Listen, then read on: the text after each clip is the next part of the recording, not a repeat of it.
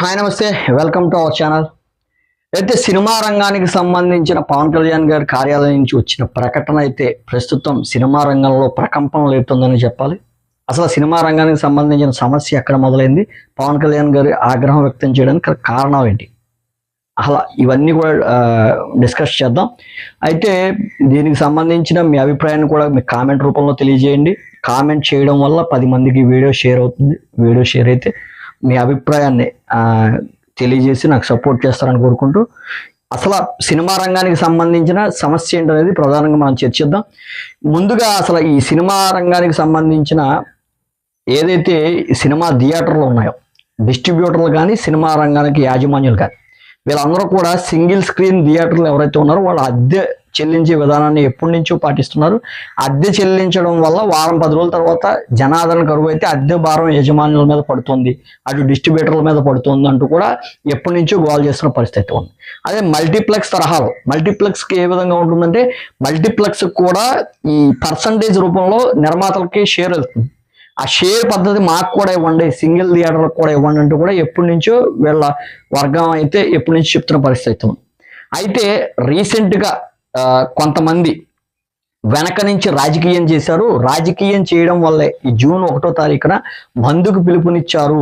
Cinema థియేటర్లన్నీ కూడా బంద్ ప్రకటించారంటూ కూడా పెద్ద ఎత్తున అయితే వార్తలు రావడం జరిగింది. ఈ నేపథ్యంలోనే ఇటు ఏపీలో సినిమాటోగ్రఫీ మినిస్టర్ కందుల దుర్గేష్ స్పందించారు. ఖచ్చితంగా దీంట్లో కుట్ర కోణం ఉంది. ఎందుకంటే జూన్ 12న హరిహర వీరమల్లు సినిమా థియేటర్లోకి రిలీజ్ కానున్న సమయంలో కావాలని 1వ తారీఖు నుంచి కొంతమంది కుట్ర చేసి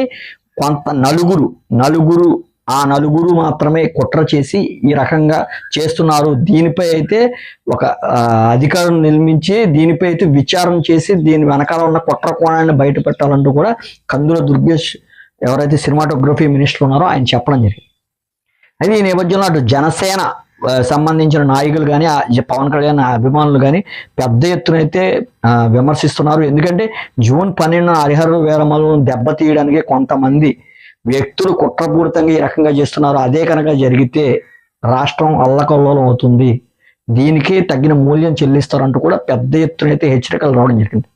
ఈ హెచ్చరికలు వచ్చిన తర్వాత ఈ శనివారం నిన్న ఈ డిస్ట్రిబ్యూటర్లు కానీ నిర్మాతలకు సంబంధించిన సంఘాలు కానీ ఈ యాజమాన్యులు కానీ వీళ్ళందరూ కూడా ఒక మీటింగ్ వేసుకున్నారు. అసలు ఏం చర్చించుకున్నారో తెలియదు. ఖచ్చితంగా ఈ జూన్ 1న బంద్కు మేము ఎవరో పిలుపులేదని కావాలని ఎవరో ఈ రకంగా ప్రకటించారంటూ కూడా దీనికి సినిమాకి సంబంధించిన సత్యప్రసాద్ అనే వ్యక్తి ప్రకటించారు.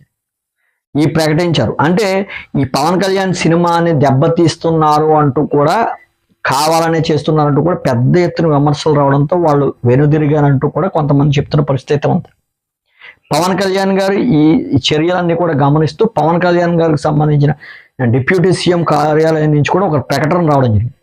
ఏదైతే గత ప్రభుత్వంలో ఎన్నో అవమానాలు జరిగాయి, నిర్మాతలను కానీ అటు సినీ పెద్ద నటులను కానీ వీళ్ళందరినీ కూడా అవమానించారు. అటువంటిది ఏపీ ప్రభుత్వం మీ అందరికీ కూడా సపోర్ట్గా నిలిచి సినిమా రంగం అభివృద్ధి చేయడానికి ముందుకు వస్తుంటే ప్రభుత్వం ఏర్పడిన సంవత్సరం కాలం అయినా సరే సినిమాకి సంబంధించిన వ్యక్తులు సీఎం చంద్రబాబు నాయుడు గారిని ఎందుకు కలవలేదు అంటూ కూడా ప్రధానంగా అయితే ఆయన చెప్పడం జరిగింది. ఆయన చెప్పారు. అదేవిధంగా సినిమా థియేటర్కి రంగానికి సంబంధించిన టికెట్ల పెంపు విషయంలో మాత్రం వస్తున్నారు, కానీ సినిమా రంగానికి అభివృద్ధి విషయంలో ఎవరు కూడా ముందుకు రావట్లేదు. గత ప్రభుత్వం చేసిన అవమానాలన్నీ మర్చిపోయారా? మీకు సపోర్ట్గా ఉన్నందుకు, మీ సినిమా రిలీజ్ అప్పుడు టికెట్లు పెంచినందుకు మాకు బాగా రిటర్న్ గిఫ్ట్ ఇచ్చారంటూ కూడా వ్యాఖ్యలు అందులో తీవ్ర దుమారాన్ని రేపుతున్న పరిస్థితి. ఎవరైతే దీనికి సంబంధించిన నిర్మాతలు ఎవరైతే ఉన్నారో అటు సురేష్ బాబు కానీ, అల్లు అరవింద్, దిల్ రాజు, ఏషియన్ అనిల్, అదేవిధంగా అశ్విని దత్తు, వీళ్ళందరూ కూడా నిర్మాతలు అందరూ కూడా ఒకటై సినిమా రంగ అభివృద్ధికి ఏపీలో మేము సినిమా రంగానికి పరిశ్రమకు హోదా కల్పించే ప్రయత్నం మేము చేస్తూ ఉంటే దానికి వారెవరూ ఎందుకు ముందుకు రావట్లేదంటూ కూడా అందులో ప్రశ్నించడం జరిగింది. ఇక నుంచి వ్యక్తులకు సంబంధించిన విషయాలు ఇక్కడ తావు లేదని, కేవలం సినిమా సంఘాలు మాత్రమే ఏదైనా సమస్య ఉంటే అది ప్రభుత్వం దృష్టికి రావాలంటూ కూడా పవన్ కళ్యాణ్ గారికి సంబంధించిన పేషీ నుంచి అయితే మాటలు రావడం జరిగింది, ఒక ప్రకటన అయితే విడుదల చేయడం. దీనిపై తొందరలోనే ఇటు డిస్ట్రిబ్యూటర్ల సంఘాల నుంచి కానీ అటు నిర్మాత మండలి నుంచి కానీ ఎవరు వస్తారో ఎవరు ముందుకు వచ్చి ఈ మాట్లాడతారో అనేది కొద్ది రోజులు టైం పడుతుంది. అయితే హరిహర వీరమల్లుకు కనుక ఆటంకం కలిగిస్తే మాత్రం ఈ వివాదం పెను వివాదంగా మారే అవకాశం ఉంటుంది. ఎందుకంటే గతంలో జగన్ ప్రభుత్వంలో కేవలం పవన్ కళ్యాణ్ సినిమా వచ్చేసరికి 10 రూపాయలకి టికెట్ అమ్మారు. అదే వేరే వ్యక్తుల సినిమాలకైతే పెంచి 100-200 కూడా అమ్మిన పరిస్థితులు అయితే ఉన్నాయి. అప్పుడు ఇబ్బందులు పడిన పవన్ కళ్యాణ్ గారు ఇప్పుడు సొంతంగా తన రాజకీయంలో ఒక స్థానంలో ఏర్పడిన తర్వాత డిప్యూటీ సీఎం అయిన తర్వాత కూడా పవన్ కళ్యాణ్ గారి సినిమా దెబ్బతీయాలన్న ఆలోచన సూసైడ్ చేసుకున్నందుకు సమానం. అటు నిర్మాతలు ఎవరైతే ఉన్నారో వాళ్ళందరూ కూడా గమనించుకుని అటువంటి దుశ్చర్యలు కనుక అటువంటి ప్రయత్నం కనుక చేస్తే సినిమా రంగంలో వారి గొయ్యి వారే తవ్వుకున్నారని అయితే క్లియర్ కట్గా చెప్పొచ్చు. ఎందుకంటే పవన్ కళ్యాణ్కి సంబంధించిన ఫ్యాన్ ఫాలోయింగ్ కానీ ఆయనకున్న స్టార్డమ్ కానీ సినిమా పరిశ్రమలో ఏ విధంగా ఉంటుందో అందరికీ తెలిసిన విషయమే. అటువంటి వ్యక్తితో ఈ రకమైన కనుక చేస్తే మటుకు ఇబ్బందులు ఎదుర్కొనడం తప్పదంటూ కూడా హెచ్చరికలు క్లియర్ కట్గా బయటకు వస్తున్న పరిస్థితి.